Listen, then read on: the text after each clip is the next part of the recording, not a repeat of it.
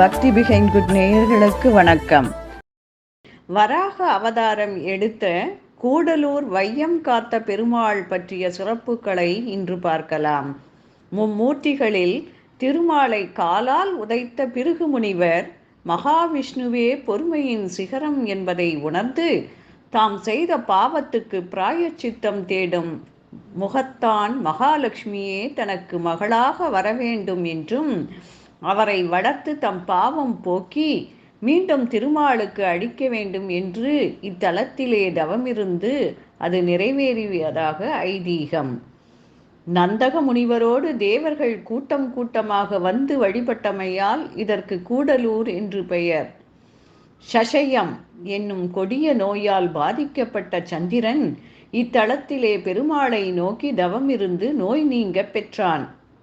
ஒரு சமயம் புண்ணிய நதிகள் எல்லாம் தம்மில் பலரும் நீராடி பாவக்கரை புகுந்து போயிருப்பதை போக்கும் பொருட்டு பிரம்மலோகத்துக்கு சென்று பிரம்மனிடம் முறையிடும் பொழுது காவேரியின் அலங்கோல நிலையை கண்டு அனைவரும் எள்ளி நகையாட பிரம்மனால் ஆற்றுப்படுத்தப்பட்டு தனது அவலத்தை இப்பெருமானிடம் தவமிருந்து காவேரி போக்கிக் கொண்டாள். திருமங்கை ஆழ்வாரால் மட்டும் 10 பாசுரங்களில் மங்களாசாசனம் செய்யப்பட்ட ஸ்தலம் இது. வராக அவதாரம் எடுத்த பெருமாள் இங்கு புகுந்ததை குறிக்கும் முகத்தான் தமது பாக்களிலே புகுந்தானூர் என்றே அவதாரத்தை மறைமுகமாக குறிக்கிறார். மேலே எடுத்தாண்டுள்ள பாடலிலே வராக அவதாரத்தை இத்தலத்தோடு வெளிப்படையாகவே உணர்த்துகிறார். அம்பரீஷன் ரதம் என்று பெயர் பெற்ற பிரம்மாண்டமான ரதம் ஒன்று இங்கு இருந்ததாகவும் ராணி மங்கம்மாவால் அந்த ரதம் புதுப்பிக்கப்பட்டு நெடுங்காலம் புழக்கத்தில் இருந்ததாகவும் சமீப காலமாக, அதாவது சுமார் 60 வருடங்களாகத்தான் இந்த ரதம் அழிந்துபட்டது என்றும் கூறுகின்றனர். பொன்னியின் கரையிலிருந்து அழிந்துபட்ட திருக்கோயில் இன்றைய ஆடுதுறை பெருமாள் கோயிலில் இருந்து சுமார் 2 கிலோமீட்டர் தொலைவில் மண்மேடிட்டு உள்ளது. இப்பகுதியை பெருமாள் பொட்டல் என்றே இப்பகுதி மக்கள் இன்றும் அழைக்கின்றனர். ராணி மங்கம்மாளுக்கு இக்கோவிலிலே சிலை எடுக்கப்பட்டுள்ளது. இக்கோவிலின் மதில் சுவர் மிக நீண்டு அதிக உயரமானதாக காண்போரை பிரமிக்க செய்யும் வகையிலே இன்றும் நின்று நிலவுகிறது. இக்கோவிலின் உட்புற மதில் சுவரிலே இருக்கும் கல்வெட்டுக்கள் படியெடுக்கப்பட்டு தஞ்சை சரஸ்வதி மகால் நூலகத்திலே ஆய்வுக்காக வைக்கப்பட்டுள்ளது. ஆஞ்சநேயர் ஒரு சமயம் விண்வெளியிலே சென்று கொண்டிருக்கும் பொழுது இக்கோவிலில் இருந்த ஜனத்திரளை கண்டு வியந்து இது என்ன என்று பார்க்க வந்தவர் தனது தெய்வம் ஸ்ரீராமருக்கே மக்கள் இங்கு வழிபாடு எடுக்கிறார்கள் என்று தாமும் அவர்களோடு கலந்து ஆனந்த கூத்தாடி மூர்ச்சித்து கிடக்க ஒளிமயமான பெருமாள் ஆஞ்சநேயருக்கு காட்சி கொடுத்தாராம்.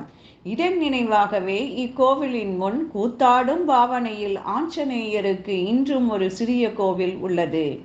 இந்த கூடலூர் சோலையிலே ஒரு தென்னை மரத்தில் வாழ்ந்து வந்த கிளியொன்று தினமும் ஒரு நாவல் பழத்தை கொண்டு வந்து பெருமானுக்கு சமர்ப்பித்து விட்டு ஹரி ஹரி என்று கூவும் பழக்கம் கொண்டிருந்தது. ஒரு நாள் அவ்விதமே நாவல் பழத்தோடு ஹரியின் பூஜைக்கு வந்து கொண்டிருக்கும் பொழுது வேடன் ஒருவனால் எய்யப்பட்ட அம்பாள் கழுத்து அறுபட்டு தரையிலே வீழ்ந்து துடிக்க அதை எடுக்க வந்த வேடன் அக்கிளியை சுற்றி ஒரு ஒளிவட்டம் இருப்பதை கண்டு பயந்து ஓடிப்போக தன் உயிர் பிரியும் தருவாயில் கூட அந்த கிளி ஹரி ஹரி என்று முழங்க இறுதியிலே அக்கிளிக்கு திருமால் காட்சி கொடுத்து நீ முன்பிறவியில் வித்யா கர்வத்தோடு அனைவரையும் இகழ்ந்து பேசவே இப்பிறவியில் எனது பெயரை மட்டுமே சொல்லிக்கொண்டு திரியும் கிளியானாய். வேடனின் அம்பு பட்டதும் எனது பூர்வ ஜென்ம பாவம் தொலைந்தது என்றதும் ஜோதிமயமாகிய மானிட உருப்பெற்று இறைவனோடு அக்கிளி கலந்த காட்சியை எண்ணற்ற மக்கள் கண்டு ஹரி ஹரி ஹரி என்று விண்ணை பிழக்க கோஷமிட்டனர் என்று புராணங்கள் கூறுகின்றன. நேயர்களே, இத்தகைய சிறப்பு வாய்ந்த இந்த திருத்தலத்துக்கு நீங்களும் சென்று பெருமாளின் அருளை பெற்று வாழ்வில் வளம் பெற வாழ்த்துகிறோம். நன்றி, வணக்கம்.